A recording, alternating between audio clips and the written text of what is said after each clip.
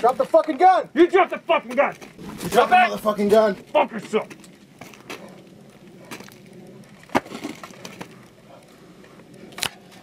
It's too fucking hot for this shit.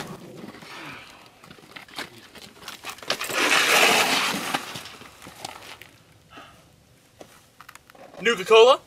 Hey guys, Drifter here. I hope you enjoyed that short preview of the Fallout Nuka-Cola commercial. It was not actually filmed by me, I'm editing it, but it was filmed by Harley Owen, who is a subscriber from this channel. He drove out from Phoenix, Arizona to meet us out there in Salton Sea, California and film some of this stuff.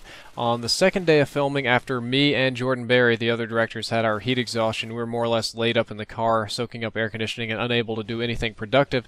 He took the camera, went out with the crew, and filmed a short Nuka-Cola commercial. Unfortunately, it suffers from some of the same problems that the main episodes in the series has, namely being the heat and our rush because of the heat. The heat was, it was really hot out there.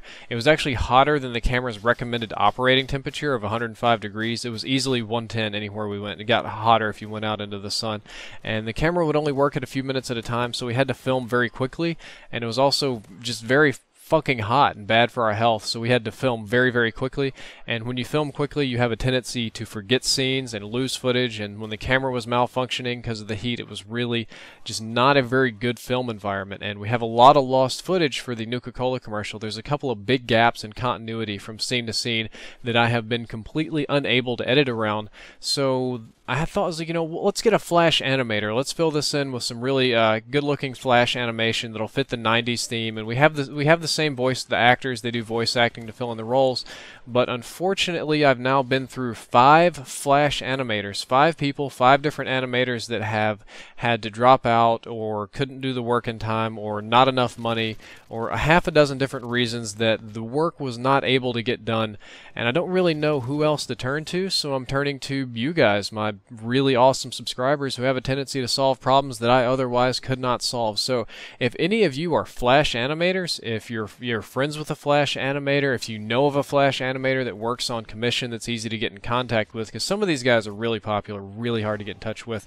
If your uncle's boyfriend's second cousin is a Flash animator that does work, let me know. Hit me up in a private message or on Twitter or something, because I'm looking to hire a Flash animator for about 1 minute of animation to fill this in. I've already got the voice acting and some general storyboarding and ideas. I just don't have the drawing or technical know-how to do this myself. Now, as for the main episode or pilot episode of this series, it's being edited by Mr. Jordan Berry, the other director on the project. He made Grand Theft Mario and the Bad Assassin videos on the Machinima Network. He is really, really awesome at editing, much better than I probably ever will be in my entire life. He's just got a knack for this kind of thing. But the downside to that is his personal life is always very complicated, and his work is real, day job is also very demanding, so he edits very, very slowly. My goal is to have it done in a month. Realistically, it'll probably take him 6 weeks or Christmas time to finish this up, but when the pilot episode is done, it will be very, very good, and it will be awesome, and it will be worth all of the time and effort, hopefully. Speaking of which, I haven't done a lot of commentaries recently because my life is getting a little bit more complicated, but in a good way, and it's good for you guys. Believe it or not, I am really getting heavy into this live-action filming stuff. If It Were Realistic is about to pick up in a very, very big way. There's going to be less machinimated episodes and more live-action episodes.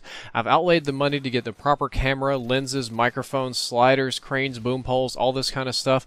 I'm also recruiting actors around my local college campus to help me do this kind of stuff.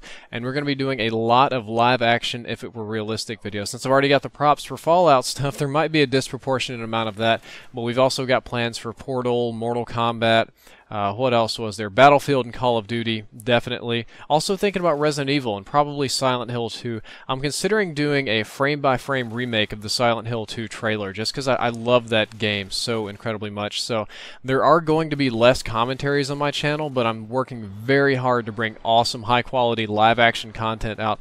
Speaking of which, a friend of mine, Aiden MS, is doing a very similar thing, or a Snuffleupagus, if you guys are familiar with him. This winter, we're going to meet up in northern Georgia, just north of Atlanta, out at a little country farm, and we're going to film a Left 4 Dead 2 short film. So any of you guys are welcome to come out and be zombies for that. I'll give you more information when the time comes. And if you see me online, don't follow me around with a Kimbo what is these, P90s and spray my face. Definitely not the best way to get my attention.